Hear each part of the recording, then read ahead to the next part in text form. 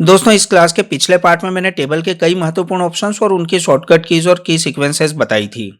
अगर आपने वह पार्ट नहीं देखा है तो पहले उस पार्ट को जरूर देख लें। लिंक मैंने डिस्क्रिप्शन में दे दिया है और आप चाहें तो ऊपर आई बटन पर क्लिक करके भी उस वीडियो को देख सकते हैं। तो अब इस पार्ट की शुरुआत करते हैं। अब बढ़ते हैं एक और बहुत ही काम के ऑप्शन पर। दोस्तों आप देख सकते हैं कि इस टेबल में दिया गया डेटा अल्फाबेटिकली अरेंज नहीं है। कहने का मतलब है कि डेटा एबीसीडी के हिसाब से जमा हुआ नहीं है। तो इसे अल्फाबेटिकली अरेंज करने या सॉर्ट करने के लिए पहले तो इसे सेलेक्ट कर लें और इसके बाद की sequence alt A S press कर दें। सॉर्ट डायलॉग बॉक्स खुल गया है जहां सबसे पहले पूछा जा रहा है कि कौन से कॉलम के हिसाब से सॉर्ट करना है। अगर आपकी टेबल में हेडर रो है तो यहाँ पर उस हेडर रो की हेडिंग्स दिखाई देंगी, जैसा कि यहाँ पर नेम, एज, सिटी आदि दिखाई दे रहे हैं।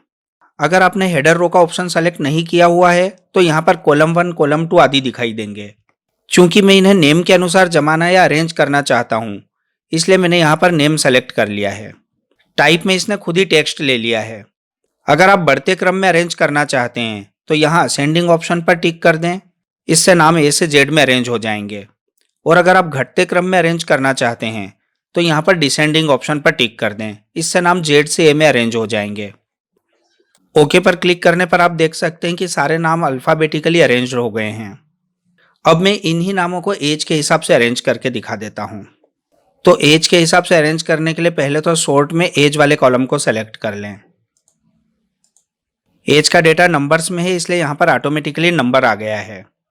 चूंकि इस बार मैं ज्यादा उम्र के लोगों को पहले लेना चाहता हूं, इसलिए यहां पर हम डिसेंडिंग पर टिक कर देते हैं। ओके पर क्लिक करने पर आप देख सकते हैं कि सबसे ज्यादा उम्र का व्यक्ति सबसे ऊपर है और सबसे कम उम्र का व्यक्ति सबसे नीचे। दोस्तों इसके बाद बढ़ते हैं टेबल की डिजाइन के ऑप्शन पर।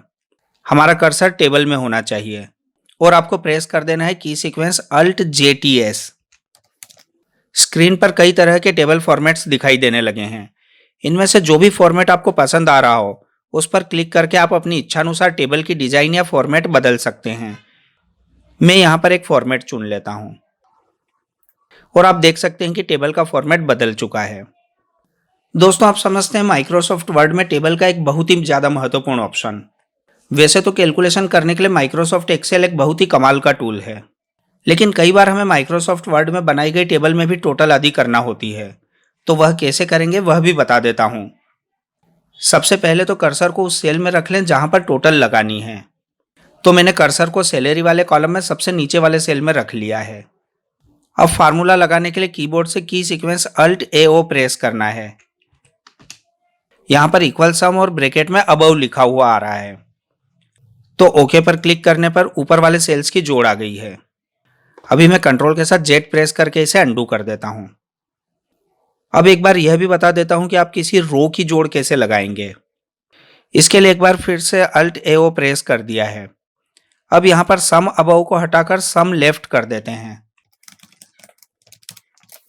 और ओके पर क्लिक करने पर इस बार रो के लेफ्ट वाले सेल्स की जोड़ आ गई है। दोस्तों कई बार ऐसा होता है कि हमारी टेबल बहुत बड़ी होती है और एक से ज्यादा पेजेस पर बनी होती है। ऐसे में हमने जो हेडर रो टाइप की होती है या यूं कहें कि जो कॉलम्स के हेडर डाले होते हैं वे पहले पेज पर तो दिखाई दे रहे होते हैं, किंतु बाद के पेजेस पर दिखाई नहीं देते। इस कारण से ज्यादा कॉलम्स की टेबल में बाद के पेजों में डेटा को समझने में काफी परेशानी होती है। अगर हम चाहते हैं कि हेडर रो ऑटोमेटिकली टेबल के सभी पेजों पर दिखाई दे तो इसके लिए की सीक्वेंस अल्ट AH प्रेस करें। तो मैंने कर्सर को हेडर रो में रख लिया है और की सीक्वेंस अल्ट AH प्रेस कर देता हूं। अब मैं स्क्रॉल करते हुए आपको टेबल का दूसरा पेज दिखा देता हूं। अब आप देख सकते हैं कि अगले पेज पर भी यह हेडर रो ऑटोमेटिकली आ गई है और अगर हम इसके आगे के पेज देखें तो भी यह हेडर रो आपको ऑटोमेटिकली वहां पर दिखाई देगी। दोस्तों अगली महत्वपूर्ण की सीक्वेंस है अल्ट AT। अगर हम टेबल को वर्टिकली दो भागों में बांटना चाहते हैं तो सबसे पहले तो कर्सर को उस रो में रखें जिस रो से आप टेबल को बांटना चाहते हैं। तो अभी मैंने कर्सर को सुनील जोशी वाली रो पर रखा हुआ है और अब मैं की सीक्वेंस अल्ट AT प्रेस कर देता हूं। आप देख सकते हैं कि जिस रो में मेरा कर्सर था वहां से टेबल दो भागों में बट गई है। दोस्तों अगर आप टेबल की प्रॉपर्टीज को चेंज करना चाहते हैं, कहने का मतलब है कि अगर आप टेबल या उसके कॉलम्स की चौड़ाई को या रोज की हाइट को बदलना चाहते हैं, या इसी प्रकार से सेल्स की प्रॉपर्टीज में कोई चेंज करना चाहते हैं, तो इसके लिए जो की सीक्वेंस है वह है अल्ट ए आर। मैंने यह की सीक्वेंस प्रेस कर दी है और आप देख सकते हैं कि टेबल प्रॉपर्टीज का डायलॉग बॉक्स ओपन हो गया है। यहाँ पर जो पहला टैब दिखाई दे रहा है वह है टेबल। तो टेबल की विड्थ या चौड़ाई बदलने के लिए सबसे पहले तो आप प्रीफर्ड विड्थ पर क्लिक कर दें। दोस्तों अभी टेबल की चौड़ाई 6 इंच है और मैं यहाँ पर इसे बदलते हुए 4 इंच करना चाहता हूँ। तो मैंने यहाँ पर प्रीफर्ड विड्थ में 4 टाइप कर दिया है और अब ओके पर क्लिक करने पर आप देख सकते हैं कि पूरी टेबल की चौड़ाई कम हो गई है और 4 इंच में चेंज हो गई है। अभी हमारी टेबल पेज पर लेफ्ट साइड में है। अगर मैं इसे सेंटर में या राइट साइड में करना चाहता हूँ तो इसके लिए एक बार फिर से की sequence alt A R press कर देते हैं और अब यहाँ पर अलाइनमेंट ऑप्शंस में से सेंटर या राइट वाला ऑप्शन चुन सकते हैं। मैंने यहाँ पर सेंटर अलाइनमेंट ले लिया है और ओके पर क्लिक करने पर आप देख सकते हैं कि पूरी टेबल ही पेज के सेंटर में आ गई है। दोस्तों यहाँ पर एक बहुत ही काम का ऑप्शन और है। आप देख सकते हैं कि मेरी एक छोटी सी टेबल ने पेज पर बहुत सारी जगह घेरी हुई है। अब अगर मैं इसे मेरे बाकी के पैराग्राफ्स या टेक्स्ट के साथ ही रैप कर दूं तो बहुत सारी जगह बचाई जा सकती है। तो इसके लिए टेबल प्रॉपर्टीज में टेक्स्ट रैपिंग को अराउंड पर सेट कर दें। ओके पर क्लिक करने पर आप देख सकते हैं कि टेक्स्ट हमारी टेबल के चारों तरफ रैप हो जाएगा और काफी सारी जगह ऐसे बचाई जा सकती है। दोस्तों वैसे तो किसी भी रो की हाइट या ऊंचाई को बढ़ाना हो तो हम माउस की मदद से भी बढ़ा सकते हैं, लेकिन अगर हमें किसी सटीक ऊंचाई पर लाना हो तो उस दशा में ज्यादा बेहतर होगा कि हम उन रोज को सेलेक्ट कर लें जिनकी हाइट बढ़ाना है। इसके बाद की सीक्वेंस प्रेस करके टेबल प्रॉपर्टीज को ओपन कर लें और अब रो टैब पर क्लिक करने के बाद स्पेसिफाई हाइट में वह हाइट एंटर कर दें जो आप उन रोज की रखना चाहते हैं। मैंने यहाँ पर 0.5 एंटर कर दिया है क्योंकि मैं इन रोज की हाइट आधा इंच करना चाहता हूँ। ओके पर क्लिक करने पर आप देख सकते हैं कि सेलेक्टेड रोज आधा आधा इंच हाइट की हो गई हैं। किसी कॉलम की चौड़ाई घटाने या बढ़ाने के लिए वैसे तो आप माउस का उपयोग करके भी ऐसा कर सकते हैं, किंतु यही काम टेबल प्रॉपर्टीज से करने के लिए पहले उस कॉलम को सेलेक्ट कर लें जिसकी चौड़ाई घटाना या बढ़ाना चाहते हैं। तो मैंने यहाँ पर एड्रेस वाले कॉलम को सेलेक्ट कर लिया है। इसके बाद की sequence alt A R press करके टेबल प्रॉपर्टीज को ओपन कर लें और अब कॉलम टैब पर क्लिक कर दें।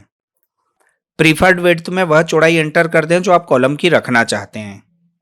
अभी यह 1.25 इंच के आसपास है तो मैंने इसे सेलेक्ट करके 2.5 यानी 2.5 इंच कर दिया है। ओके पर क्लिक करने पर आप देख सकते हैं कि कॉलम की विड्थ बदल चुकी है। अगर हम माउस से चौड़ाई को बदलते तो थोड़ी बहुत कम या ज्यादा भी हो सकती थी। दोस्तों टेबल की किसी भी रो को सेलेक्ट करना चाहें तो उसके लिए सबसे आसान तरीका है कि आप माउस को उस रो के पहले ले जाएं। आप देख सकते हैं कि माउस राइट की तरफ हल्के से झुके हुए एरो में बदल चुका है। आप सिर्फ माउस को क्लिक कर दें, पूरी रो सेलेक्ट हो जाएगी। लेकिन यही काम आप कीबोर्ड से करना चाहते हैं तो इसके लिए की सीक्वेंस अल्ट ए सी आर को प्रेस करें। जिस भी रो में आपका कर्सर था वह पूरी सेलेक्ट हो गई है। अगर किसी कॉलम को सेलेक्ट करना है तो इसके लिए माउस को उस कॉलम के सबसे ऊपर वाली ग्रिड पर टच करें। आपका माउस एक काले रंग के डाउनवर्ड एरो में चेंज हो जाएगा। क्लिक करने पर पूरा कॉलम सेलेक्ट हो जाएगा। यही काम कीबोर्ड से करने के लिए की सीक्वेंस अल्ट ए सी सी प्रेस करें। जिस भी कॉलम में आपका कर्सर था वह पूरा कॉलम सेलेक्ट हो जाएगा। किसी एक सेल को सेलेक्ट करने के लिए की सीक्वेंस अल्ट ए सी ई प्रेस करें। वैसे अगर किसी सेल को आप माउस से सेलेक्ट करना चाहते हैं तो उस सेल के शुरुआत में माउस को लाएं। यह एक ब्लैक कलर के राइट साइड में झुके हुए एरो में चेंज हो जाएगा। क्लिक करने पर वह सेल सेलेक्ट हो जाएगा। पूरी टेबल को सेलेक्ट करने के लिए की सीक्वेंस अल्ट ए सी टी प्रेस करें। पूरी टेबल सेलेक्ट हो जाएगी। दोस्तों अब टेबल में नेविगेट करने के लिए कुछ जरूरी शॉर्टकट कीज भी बता देता हूं। अभी हमारा कर्सर रो के पहले सेल पर है और इसी रो के लास्ट सेल पर जाने के लिए शॉर्टकट की है अल्ट प्लस एंड। आप देख सकते हैं कि अल्ट के साथ एंड प्रेस करने पर कर्सर रो के लास्ट सेल में आ गया है। इसी प्रकार अल्ट के साथ होम प्रेस करने पर कर्सर उसी रो के फर्स्ट सेल में आ गया है। किसी कॉलम के लास्ट सेल में जाने की शॉर्टकट की है अल्ट के साथ पेज डाउन। आप देख सकते हैं कि अल्ट के साथ पेज डाउन प्रेस करने पर कर्सर कॉलम के लास्ट सेल में आ गया है और कॉलम के फर्स्ट सेल में कर्सर को लाने की शॉर्टकट की है अल्ट के साथ पेज अप। तो अल्ट के साथ पेज अप प्रेस करने पर कर्सर कॉलम के फर्स्ट सेल में आ गया है।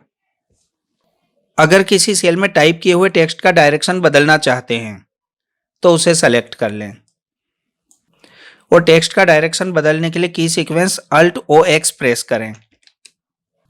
तो यहां पर मैं इस डायरेक्शन पर क्लिक कर देता हूं। ओके करने पर आप देख सकते हैं कि टाइप किए हुए टेक्स्ट का डायरेक्शन बदल गया है। दोस्तों, जैसा कि मैंने इस क्लास के पिछले पार्ट में कहा था कि मैं आपको एक ऐसा तरीका बताने वाला हूं जिससे आपको ये सारे की सीक्वेंसेस याद नहीं करना पड़ेंगी और एक बार में ही हमेशा के लिए याद हो जाएगी। तो इसके लिए मैं बता देता हूं कि कोई एक दो की सीक्वेंस को छोड़ दिया जाए तो सभी की शुरुआत अल्ट के साथ ए से होती है।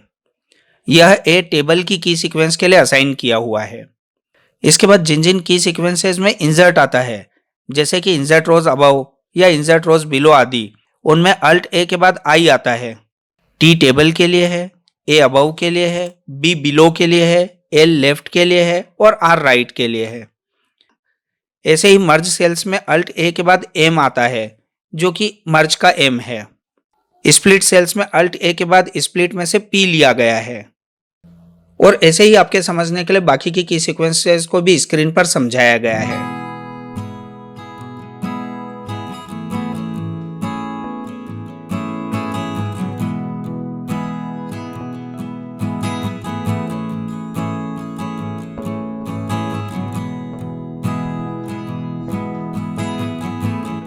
दोस्तों, आज की क्लास में बताए गए ऑप्शंस के बारे में कोई डाउट या सजेशंस हो तो कमेंट में जरूर लिखें। वीडियो पसंद आया हो तो लाइक व शेयर जरूर करें। अगर आप चैनल पर नए हैं और आपने अभी तक भी चैनल को सब्सक्राइब नहीं किया है तो चैनल को सब्सक्राइब करके बेल आइकॉन पर भी टैप कर दें ताकि आने वाले वीडियोस के नोटिफिकेशंस आपको तुरंत मिल सकें। तो मिलते हैं अगले वीडियो में। Thanks for watching.